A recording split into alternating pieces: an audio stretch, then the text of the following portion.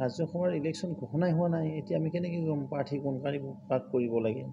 নহয় জানো let us wait for signal of Election Commission of India পঞ্চায়তলৈ আমি 100% প্ৰস্তুতি হৈছোঁ আৰু কিছুদিন পিছতে নিশ্চয় পঞ্চায়তবিলাক গঠন হ'ব কাৰণ বহুত ডিলিমিটেশ্যনৰ পিছত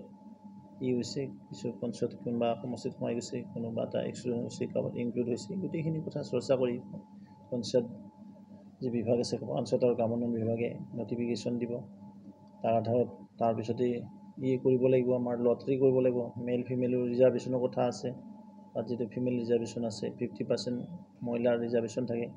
এই গোটেইবিলাক যেতিয়া কৰিব তাৰপিছতে পঞ্চায়ত নিৰ্বাচন অনুষ্ঠিত চিম্বলটো আমাৰতো বিধানসভাত এখন বিল পাছ হৈছে আৰু সেই বিল মতে নিশ্চয় নিৰ্বাচন অনুষ্ঠিত হ'ব আমি নেশ্যন ফাৰ্ষ্ট থিয়ৰিত চলোঁ আমাৰ উজনি নামনি বৰাক ব্ৰহ্মপুত্ৰ দৰং কামৰূপ নগাঁও ওদালগুৰি মৰিগাঁও যোৰহাট আমাৰ ৰাজনীতি নাই আমাৰ ৰাজনীতি হ'ল সৰ্বভাৰতব্যাপী আমি ৰাষ্ট্ৰীয়তাবাদী দল আকৌ কৈছোঁ যে নেশ্যন ফাৰ্ষ্ট থিয়ৰি ৰাষ্ট্ৰ সৰ্বোচ্চম যিটো হয় সৰ্বোত্তম হয় এই ৰাষ্ট্ৰ নিৰ্মাণৰ কাৰণে আমি সকলো সমৰ্পিত এজন কাৰ্যকৰ্তা হিচাপে কাম কৰি যাম আৰু কাম কৰি যাব লাগে চাওক এইবিলাক আৰু আমি যিহেতু আমি চৰ্চা কৰিম আমাৰ মন্থন বৈঠক হ'বই তাত আমি গোটেইখিনি কথা আলোচনা কৰিম ইতিমধ্যে যিহেতু লোকসভা নিৰ্বাচনৰ সমাপ্তি হ'ল চৰকাৰ গঠন হ'ল মোদীজীৰ বলিষ্ঠ নেতৃত্বত তৃতীয়বাৰৰ কাৰণে কাৰ্যকাল আৰম্ভ হৈছে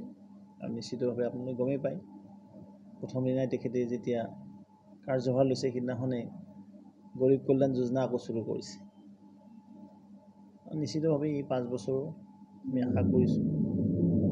যোৱা 10 বছৰত যিমান কাম হৈছে এই 5 বছৰ তাতকৈ বেছি কাম হ'ব লগতে আমাৰ অসমতো উপ নিৰ্বাচন হ'বলৈ গৈ আছে 5খনকৈ বিধানসভা সমষ্টিত নিৰ্বাচন অনুষ্ঠিত হ'ব আৰু এই নিৰ্বাচন বিফৰ ডিলিমিটেশ্যন হ'ব পূৰ্বৰ আগৰ যিটো ষ্টেটাছ আছিলে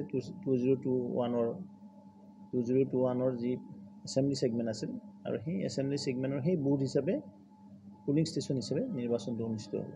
ভোটাৰ হিচাপে এতিয়া আমি মিত্ৰগোষ্ঠীৰ যিটো আমি আছোঁ আবদ্ধতাত আছোঁ আৰু থাকিম নিশ্চিতভাৱে আমি মিত্ৰগোষ্ঠীৰ লগত বহি আমাৰ যি এলায়েন্স পাৰ্টি আছে অসম গণ পৰিষদ ABPৰ লগত বহি এই গোটেইখিনি কথা সিদ্ধান্ত লোৱা হ'ব কিন্তু আমাৰ এটাই কথা 5খন আসন আমাক 5খনে আমি জিতাৰ মানসিকতাৰে নহয় আমি জিতিব লাগিব আৰু সেই নীতি আমি ইতিমধ্যে চৰ্চা কৰিছোঁ প্ৰতিটো বিধানসভা স্তৰত আমাৰ বুথৰ পৃষ্ঠাপ্ৰমুখ মণ্ডল মৰ্চা গোটেইখিনিক দায়িত্ব দি নিৰ্বাচন প্ৰস্তুত হোৱাৰ কাৰণে আমি এক যোজনা তৈয়াৰ কৰিছোঁ নিৰ্বাচনটো যুঁজা নোযোৱাটো তেওঁলোকৰ পলিটিকেল কথা যদি তেওঁ ঘৰত বহি থাকিব বুলি ক'ম নেকি আপুনি যিটো তেওঁলোকক সুধিছিলে যে আপোনালোকে প্ৰাৰ্থী দিব নিদিয়ে প্ৰাৰ্থী কিয় নিদিম বুলি ক'ব নিদিলেওতো জিতিম বুলি লাগে নে কোনোবাই কয় মই হাৰিম বুলি নমিনেশ্যন দিছোঁ কোনোৱে হাৰিম বুলি নমিনেশ্যন নিদিয়ে কিন্তু জনতাক আঁকোৱালি সেইটোৱে ডাঙৰ কথা নহয় জানো যেনেকৈ এবাৰ ঘমণ্ডি এলায়েন্সে কৈছিলে তেওঁলোকে চৰকাৰ কৰিব প্ৰতিটো নিৰ্বাচন আহিলে 14টো কৈছিলে 19টো কৈছিলে 24টো ক'লে জনতা কাৰ পক্ষত থিয় দিলে আকৌ NDAকে ছাপৰ্ট দিলে আকৌ মোদীজীৰ নেতৃত্বতে চৰকাৰ ঠিক তেনেকুৱা কথা আৰু যি কাম কৰিছে জনতা তেওঁলোকৰ লগত থাকিব যদি মই মিছলিড কৰিব বিচাৰে কিন্তু মিছলিড কিন্তু